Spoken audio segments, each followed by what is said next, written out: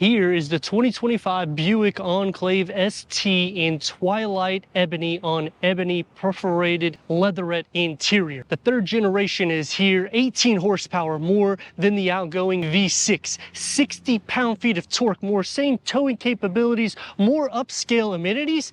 I'm Anthony from Hawkeye Rides, and I'm going to go over what you're getting with this refresh, some pros and cons and the comparable rivals. In the front, standard LED headlights, daytime runnings, cornering lights will be on the Avenir.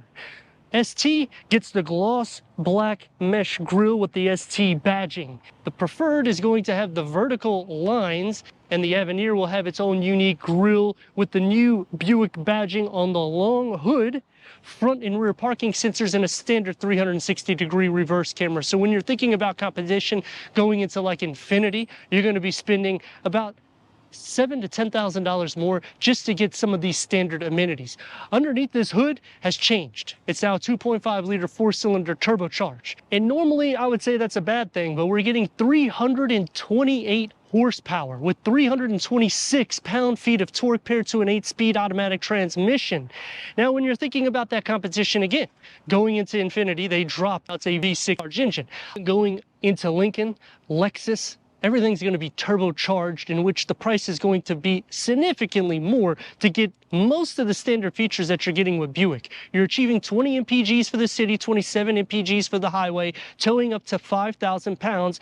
Now, because they have done such a refresh, they had to change the wheels as well. It starts off as an 18-inch for the Preferred, 20-inch is an option, and now 22-inch wheels. That's going to be on the Avenir, but you can option it on all trims.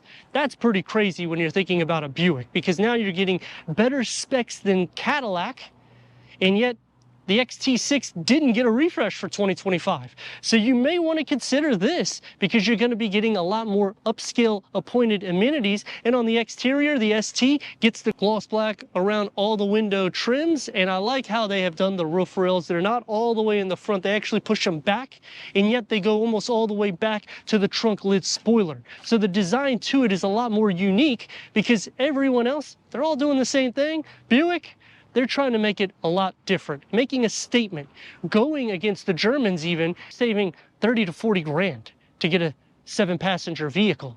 And I know in the comments it's going to be controversial. People are going to say, why would you even consider this against the Germans? You're not getting a premium warranty. You only get 3-year, 36,000-mile warranty. They did drop that a few years back. It used to be the same warranty as a Cadillac. And because you're getting so many upscale amenities, that's the only reason why I'm touching bases on that, because myself, I have a Infiniti. And when I look at this, driving it, seeing it in person, I'm thinking, wow, I could get a huge savings to get the same vehicle, and I'm getting more performance and more MPGs. Now on the con, V6 only was 2 MPGs less than this and 1 MPG less than this on the highway. So you're not getting a significant savings there, but you're getting a lot more output. Standard LED taillights that integrate into the light bar underneath the Buick badging with dual exhaust finishers, and it should be this way with the ST. They do it with all the trims. The only con that comes into play is there's only one engine option, and because this is the Sport Touring, hence ST, I would have liked to see the V6. If you go into the XT6, you can option a Turbo 4 or the V6. But in the same aspect, this is going to have more performance numbers than the Cadillac will have, and it's going to be less expensive in the price. Standard power liftgate going into 22.9 cubic feet, which is a touch less than the prior gen, with a standard 12 volt. Underneath, the floor gets a ton of storage. To split fold the rear bench at a 60/40, simply push the buttons and it will go all the way down, giving us 57.10 cubic feet of storage. Same thing for the captain seats. They'll fold down flat. That's giving us 97.5 cubic feet of storage.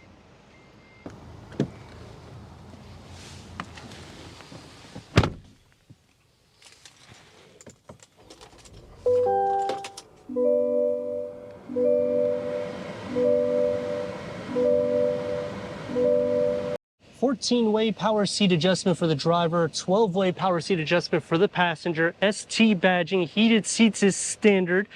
You'll have the leatherette for both The ST and the Preferred going into the Avenir will get the quilted leather and ventilated front seats, memory for the driver. The Buick Enclave is very impressive for the refresh. Headroom is not an issue, nor is leg space. It is huge in the interior. Driver focus setup. The dash has a lot of different stuff going on, plus a 30-inch diagonal LCD screen with wireless Apple CarPlay, wireless Android Auto, with 5G capabilities, which is crazy because a lot of vehicles are still doing 4G, Sirius XM, AM, FM, streaming, Bluetooth audio, Google Assist, Google Play Store, Google Maps.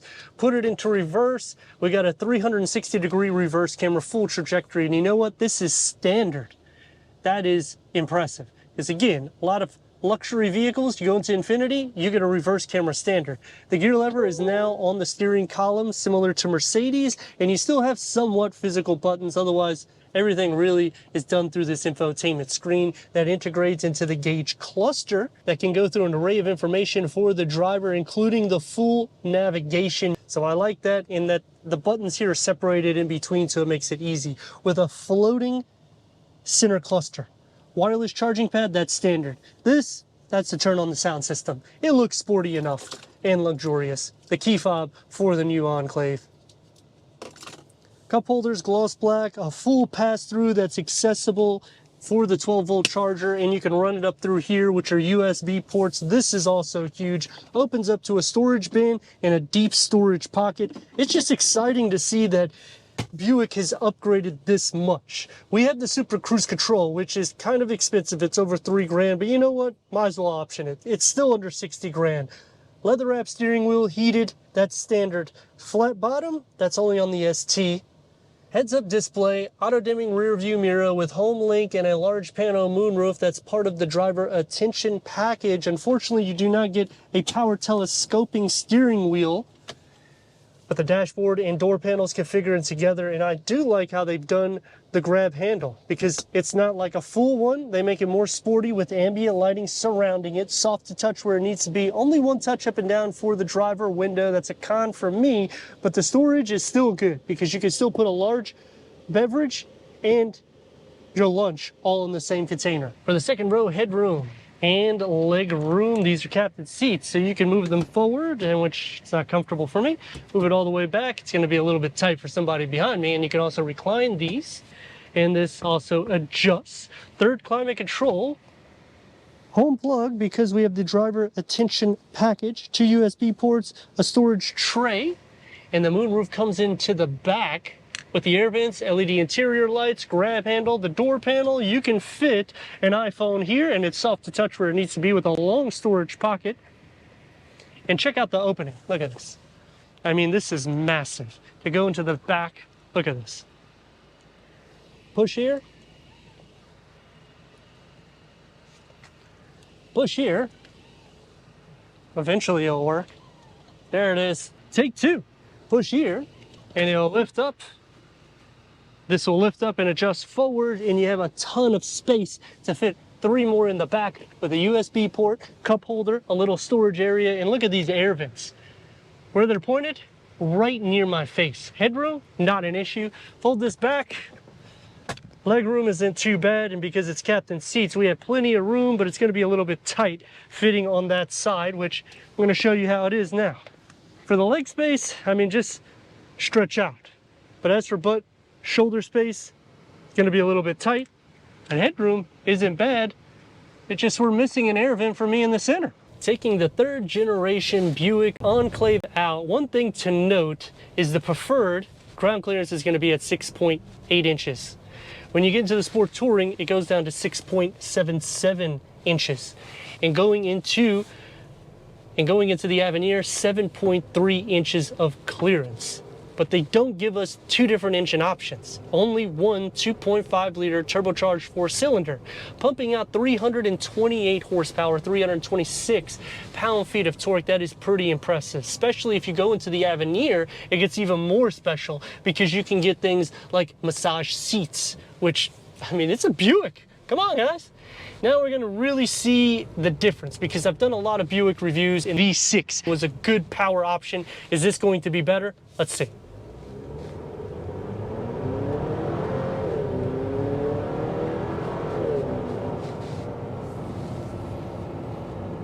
it does feel a little bit more heavy whenever you're mashing on the gas pedal. And anytime you pair these mid-sized to large vehicles with a turbo 4, you're going to have a significant difference. The V6 had a little bit better takeoff, but when you're thinking about power, this will have a little bit more so of a kick because you're torquing more than that V6 engine. The sound deadening is going to be a lot more quiet here than it is in the prior gen. I like that Buick is going these extra steps because it clearly shows that they're trying to move from premium luxury into more of a luxury upscale SUV, which hasn't been done by Buick for quite a while. We have been missing that extra oomph from Buick, and I think that they are finally giving it to us with this. But from stop and go traffic perspective, it just does feel a lot more heavy whenever I'm mashing on the gas pedal, and you really have to push it downwards in order to get the vehicle to be more motivated. It's going to take me to some pros and cons. Starting off with the pros is how comfortable the interior is in each row. The con, it's leatherette seats. You have to go into the Avenir in order to unlock all the potential of this vehicle, but on the pro to it, you can still get features from the Avenir onto this, like the big wheels, heads-up display, and the pano moonroof. And being able to option the super cruise control on the Buick line is amazing because now you don't have to go Cadillac. You're going to be hitting a higher RPM. That's why I was saying on the exterior, going into the Turbo 4 opposed to the V6, I just feel like it's not a huge difference for MPG, so I don't understand what the automotive industry is doing just to save like a mile or two whenever you're really putting a strain on the engine. I do like that it's at least a Turbo 4 instead of a Turbo 3 because it can make people change their mind to that vehicle. And the screen layout is really cool because it literally is one screen connected all together. And the fact that you can see the navigation on the gauge cluster as well as the center of the screen. I mean, even when you go into Volkswagen, you're going to be spending around 60 grand in order to get features similar to this. Buick is just like, you know what? Give them some luxury. They deserve it because we haven't given them what they've been needing. And now we've given them the essence of a recipe that is not only sweet, but it has a little bit of spice. Meaning you're getting the features, you're getting some performance, and you're getting a practical everyday SUV.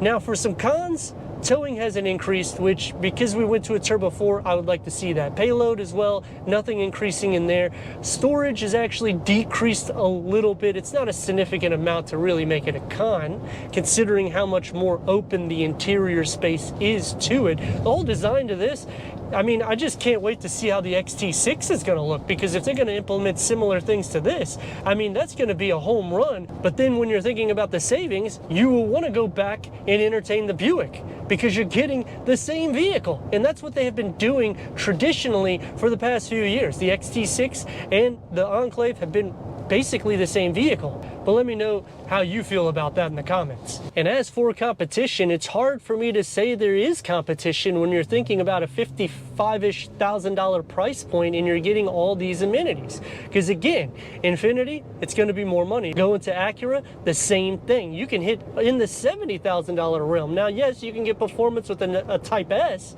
but then you're more in the $80,000 price point, which this is going to be a huge savings in a deal. Going into Lincoln and Cadillac, the same thing. So I'm thinking for myself, if I was looking at a premium luxury vehicle, I probably would consider this. But let me know your thoughts in the comments, and if you're new to the channel, consider subscribing. Check out the next video, merchandise, website, and Instagram. Leave a comment and a like, and I'd like to thank Coast Buick for giving us this 2025 Buick Enclave ST for our car review.